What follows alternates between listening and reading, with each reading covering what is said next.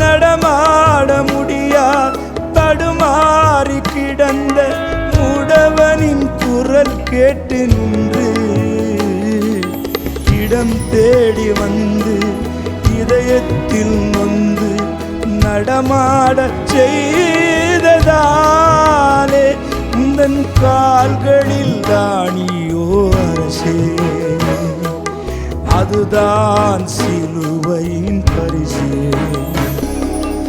உருகாது நெஞ்சம், அவர் தானே தஞ்சம், உனக்காக பலியாக வந்தார்.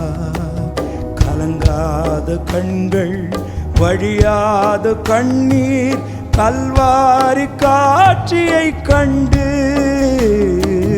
கல்வாரி காட்சியை கண்டு உருகாது நெஞ்சம்.